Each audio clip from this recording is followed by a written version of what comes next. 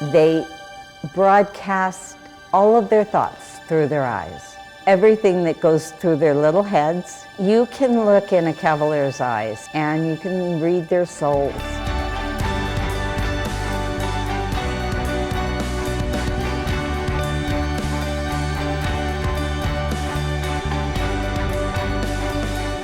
They're supposed to have large, round, dark, limpid eyes. And limpid simply means that when you look in their eyes and you don't go, ah, then they're not the right eyes. From the nest, they search out their owners' faces for affirmation that they're doing the right thing. Their main goal in life is to please you, so as long as you make that clear to them, they'll usually fall in line. If one is not a member of the royal family, to fall in line with the monarchy is really the only option. So, Cavalier King Charles Spaniels were not the only British citizens to, in effect, bow to the throne.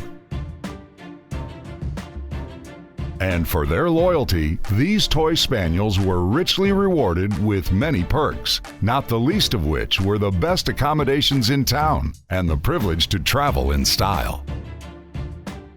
The original purpose of the breed has always been a companion dog.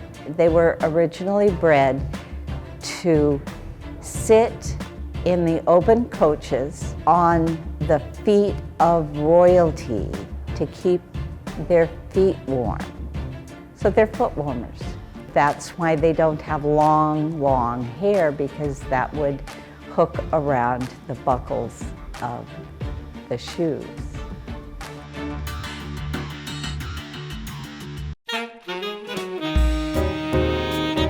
So, as it turns out, Cavaliers weren't exactly in the catbird seat, but a lower-to-the-ground view was familiar for these charming companions, who measure no taller than 13 inches. Despite their diminutive stature, they have continued to charm the upper class over the years, but this breed was truly at the height of its influence during the 16th century.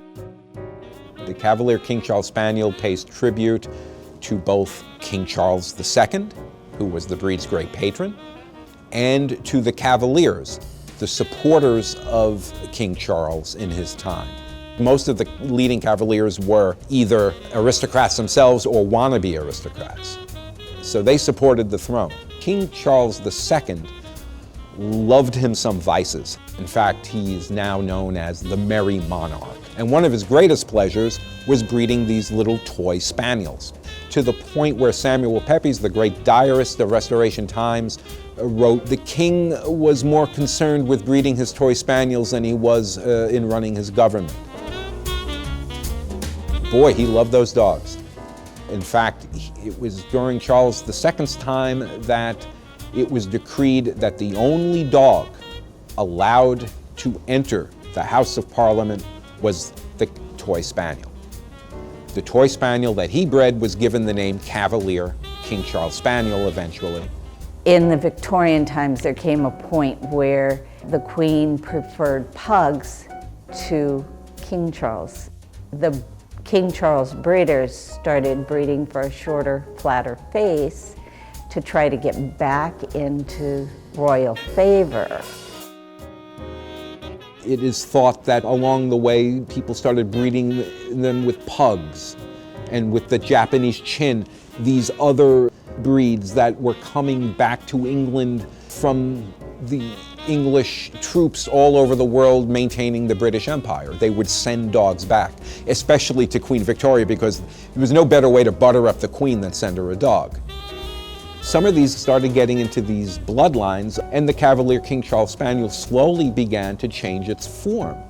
It got a rounder, more of a domed skull, and the face got pushed in flatter, to the point where it stopped looking like Charles II's dog. The King Charles became the flat-faced dog that you see. We know them as English Toy Spaniels. The long-nosed virtually had disappeared. And it got to the point where early in the 20th century, a wealthy American came forward and said, "Can't we do something to restore this breed back to its former glory?" It was Roswell Eldridge who, in the early 1920s, visited the Crufts Dog Show and came away distraught that he could not find any toy spaniels like those that had appeared in paintings of the past. And so, he put an ad in the catalog for the Crufts Show in 1926 that read, "Blenheim Spaniels of the old type, as shown in pictures of Charles II's time. Long face, no stop, flat skull, not inclined to be domed with a spot in the center of the skull. First prize of 25 pounds in Class 957 and 948 are given by Roswell Eldridge, Esquire of New York, USA. Prizes go to the nearest type required." Sure enough, they were able to breed it back to what it was in the days of Charles II. When the long-nosed variety came back into favor, they were renamed the Cavalier.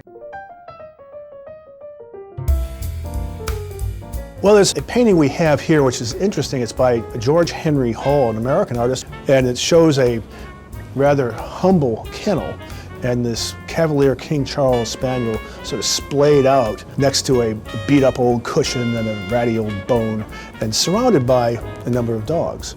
Hall was making a reference to a very famous painting of another Cavalier King Charles Spaniel by the name of Dash, who was painted by Sir Edwin Lancer. He was Queen Victoria's favorite dog, and Dash is sitting on a fabulous pedestal pillow surrounded by brocade silks. He's making sort of a comment on the monarchy, I think, from an American perspective.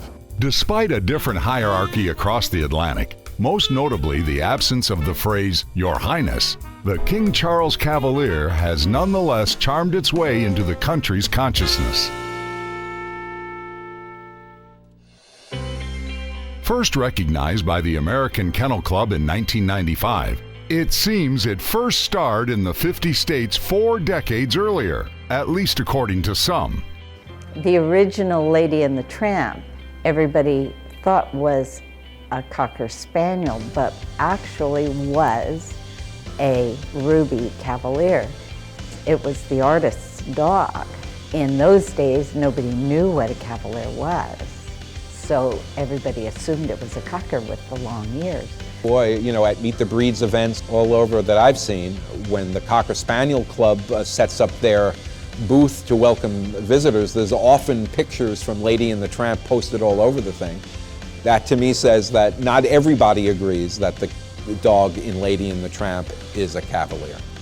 But when you look at the original Disney movie, it has a tail. Whether she is truly a Cavalier King Charles, we may never know. But Lady's irresistible nature is an accurate portrayal of this breed, even away from an animator's imagination. The young men, the single men, refer to them as babe catchers. The girls all want to stop and pet their Cavaliers. They're not fluffy little hard to manage dogs. People think of them as ladies' dogs, but they migrate to men just as easily as they do to women. I've had a number of men come with their wives to look at puppies, and they stand very patient that their wife is getting her dog, and 6 months later we get a call and ask if they can have another one because the husband has adopted the Cavalier. Tail is wagging all the time. If they're not outgoing, happy, then they're not a Cavalier. They're another breed.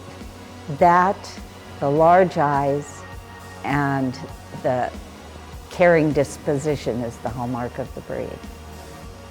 I know every breeder thinks their breed is the greatest, and I don't say that the Cavalier is right for everybody, but if you own a Cavalier, you won't ever not have a Cavalier.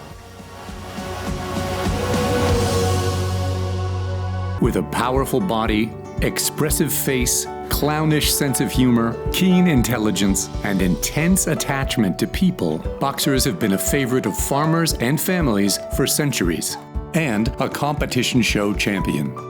So, how did this beloved breed get its curious name?